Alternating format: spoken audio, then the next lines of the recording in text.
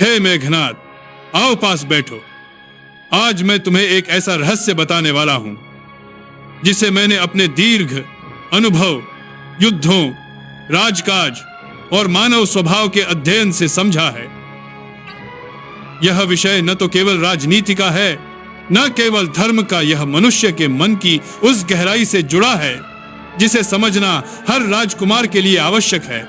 हे मेघनाथ, तुमने अक्सर देखा होगा कि कलयुग में जो कि अधर्म, भ्रम, दिखावे और मोह से भरा युग है, स्त्रियां कई बार उन पुरुषों की ओर आकर्षित हो जाती हैं जो बाहरी रूप से चंचल, आवारा या दिशाहीन होते हैं।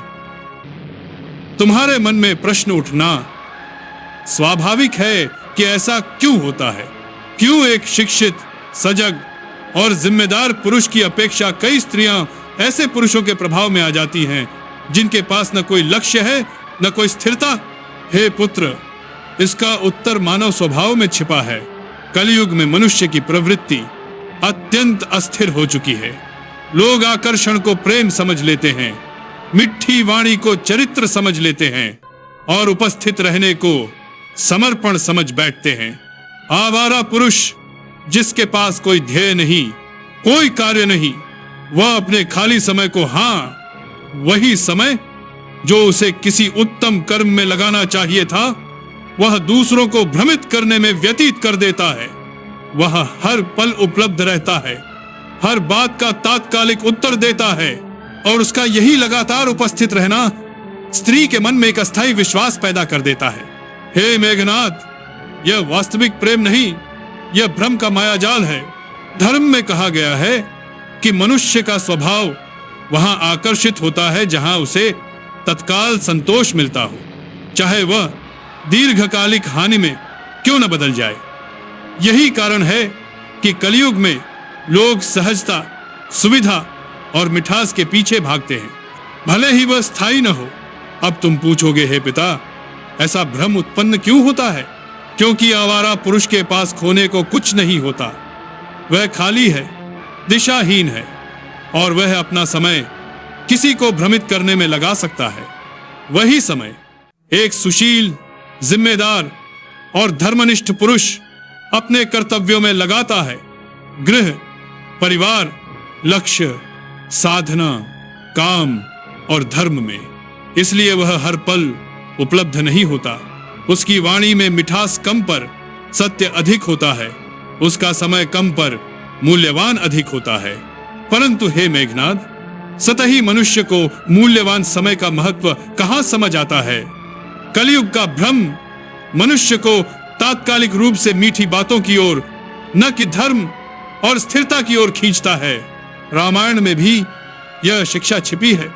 देखो, सीता माता को रावण ने सोने की लंका, वैभव, ऐश्वर्य और शक्ति का लालच नहीं दिला सका, क्योंकि उनका मन धर्म से जुड़ा था, स्थिर था, सत्य पर आधारित था।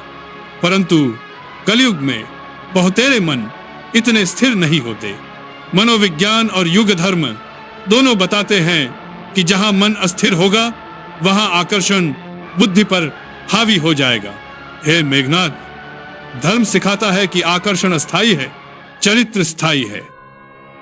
लेकिन कलयुग मनुष्य को स्थायी की जगह अस्थायी सुखों में उलझा देता है। इसीलिए वह उस पुरुष की ओर खींच जाता है जो पल पल उसके सामने उपस्थित है, भले ही उसके पास कोई पुरुषार्थ न हो। आवारा पुरुष का समय सस्ता होता है, इसलिए वह उसे बांटता फिरता है। धर्मनिष्ठ पुरुष का समय मूल्यवान होता है, क्योंकि वह परिवार, कर्तव्य और आत्म विकास में लगाता है। परंतु कलयुग में मूल्यवान समय की पहचान करना सभी के बस की बात नहीं। हे मेघनाथ, तुम राजा बनने जा रहे हो। तुम्हें मनुष्य के स्वभाव, उसकी कमजोरियों और उसके भ्रमों को समझना ही होगा। जब तक तुम ये नहीं समझोगे कि क्यों लोग गलत दिशा में आकर्षित होते हैं, तब तक तुम सही दिशा में मार्गदर्शन भी नहीं दे पाओगे। ध्यान रखना, जहां खालीपन होता है वहां अस्थायी मोह की जगह बनती है। जहां कर्तव्य होता है वहां स्थायी प्रेम की नींव होती है। कलयुग का दुर्भाग्य यह है कि लोग खालीपन को प्रेम समझ बैठते हैं और कर्तव्य को दूरी। यह भ्रम कई परिवारों को तोड़ देता है, कई मनों को कमजोर कर देता है और कई आत्माओं को दिशा विहीन कर देता है। हे मेघनाद, यह मत समझना कि मैं स्त्रियों को दोष दे रहा हूं, नहीं। मैं केवल यह कह रहा हूं कि कलयुग में मनुष्य, स्त्री या पुरुष दोनों ही भ्रमित होते हैं। उनकी परीक्षा बुद्धि की है, न कि रूप या वाणी की। और जो इस परीक्षा में विजयी होता है वही धर्म के मार्ग पर चलता है।